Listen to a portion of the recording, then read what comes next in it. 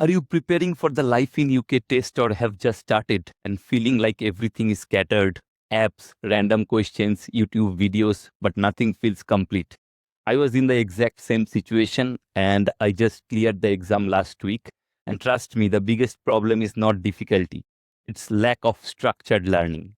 So, in this video, I am going to simplify everything for you, clearly, step by step, exactly how you need it for the exam. So hello everyone, welcome back to the channel. So after clearing the Life in UK test, I realized something. There is no single space where everything is properly organized.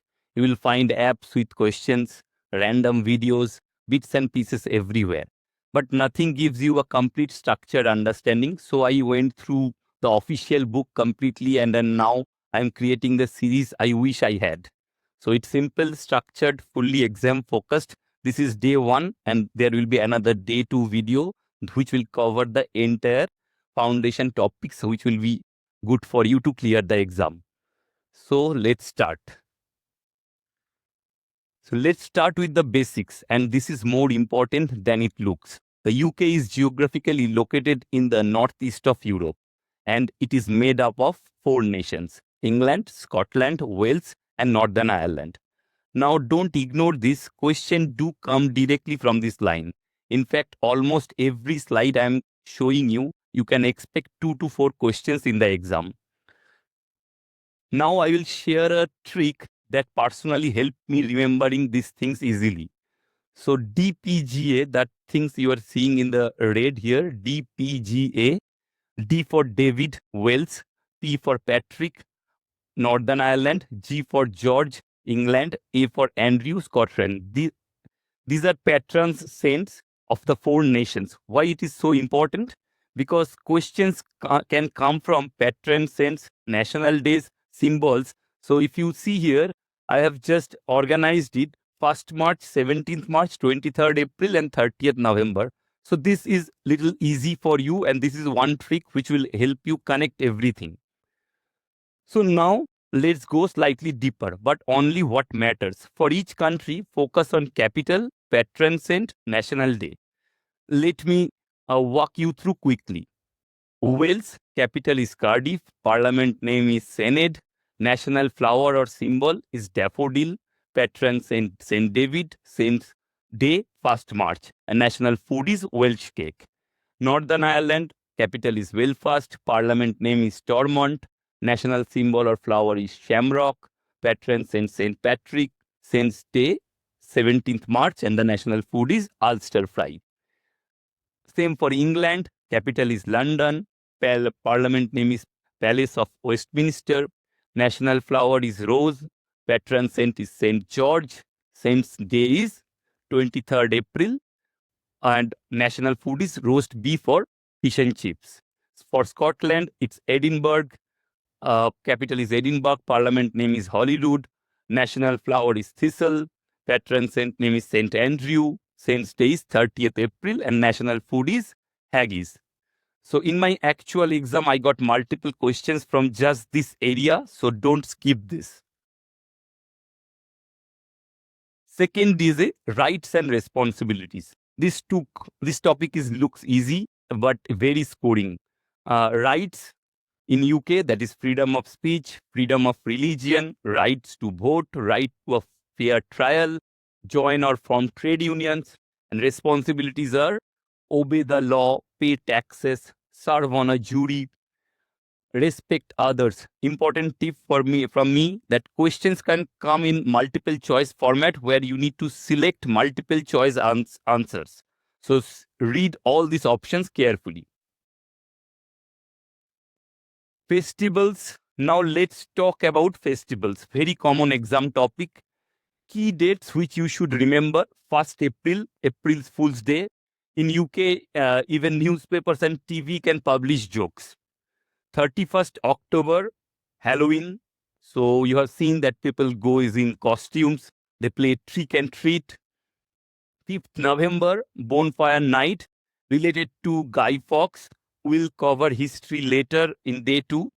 So, but remember, 5th November is Bonfire Night. 11th November, Remembrance Day for those who died in First World War. 25th November, we all know it's for Christmas. 26th December is Boxing Day. There is one special one that is Hogmanay, that is for Scottish New Year.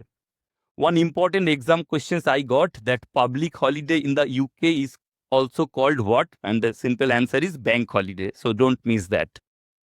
Sports, UK is origin of many sports, and this is tested. Key things, cricket is in England. Golf, Scotland, very important. I got this in exam. Football, most popular game. Fabulous events are there, which are performed all over the UK. Wimbledon, we all know, for tennis. Ashes played between England and Australia for cricket. Grand National, for horse racing, there are multiple kind of questions can come. There is Royal Ascot and Grand Nationals. Normal Grand Nationals is it at Entry, Liverpool. Scottish Grand Nationals at every year it's played.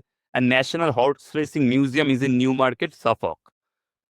There is a water sport event happens between University of Oxford and Cambridge. So this can also come. So you don't need deep knowledge, just origins and famous names should be remembered. Now let's move on, which is a very important topic, which is the government. So in UK, the system is called constitutional monarchy, where head of state is king, currently King Charles III. Head of government is the prime minister. Parliament has two houses, House of Commons, where elected MPs sit, and House of Lords, where not elected people, there can be very famous people or popes, they can sit. Total MPs in UK is 650. So questions come directly from any of this. So remember clearly that in Scotland, that 129 MPs are there, in Northern Ireland 90, Wales 60, this kind of thing. Dependencies, this is a very small and but tricky topic. So there are two kind of dependencies. One is crown dependencies, another is overseas territories.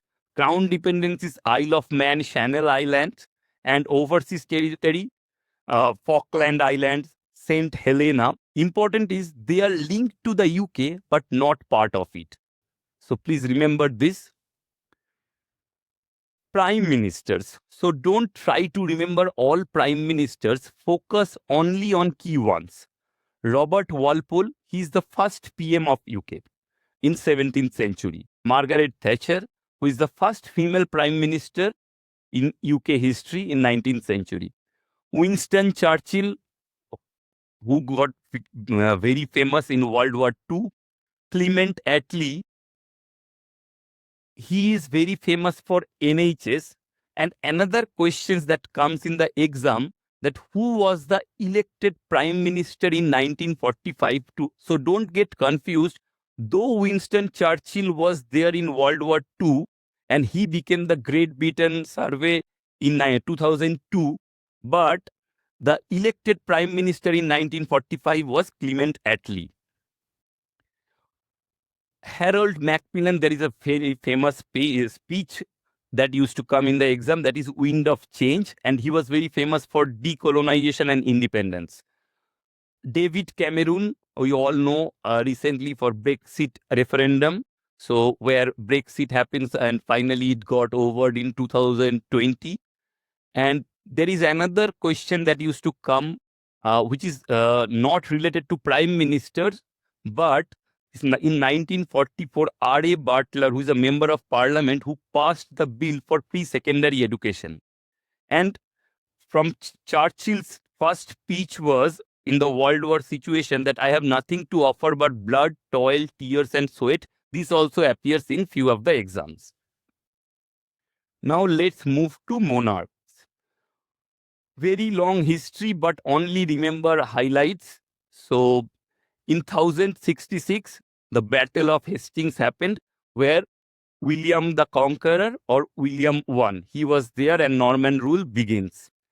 Henry VIII, so he built Church of England, and his period was 1509 to 1547. After that, his daughter Elizabeth I reigns, so that is 1558 to 1603. It was the golden age for UK.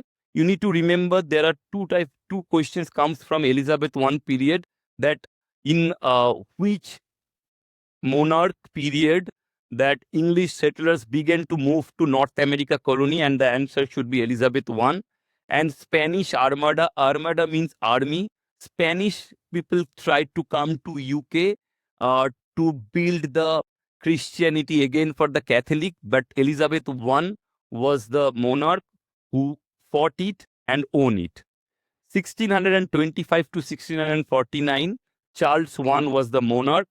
In between, English Civil War happened between 1642 to 51, and that was the 11 years of the period when in UK, 1000 years of history, that 11 years, England or UK was a republic, not an United Kingdom. So, but Charles I was executed. We will discuss in details for this history thing in day 2.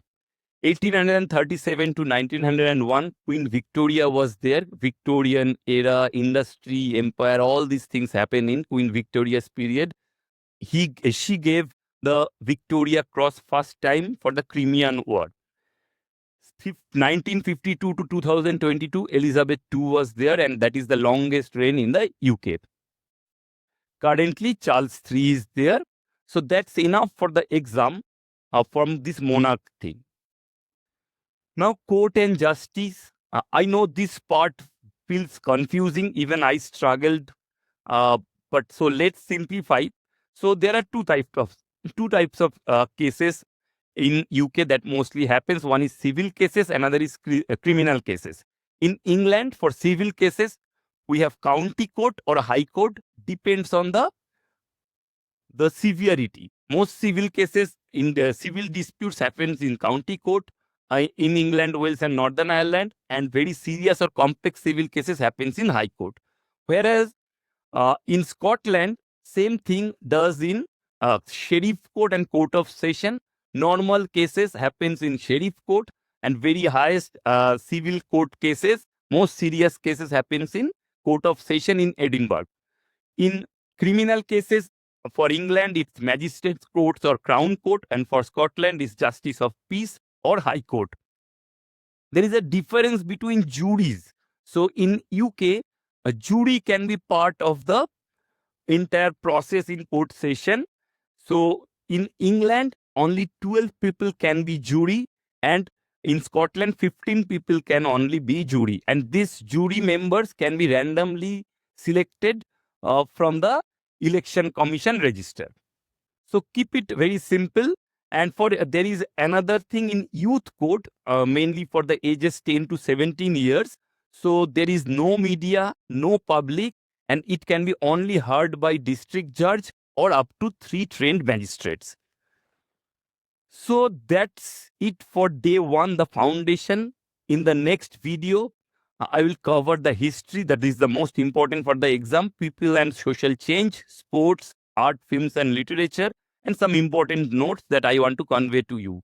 And I will have few more videos for real exam questions and smart memory tricks. So if this helped you, like the video, subscribe, share it with anyone preparing. Let's clear this exam together smartly, not by just memorizing everything. Thank you.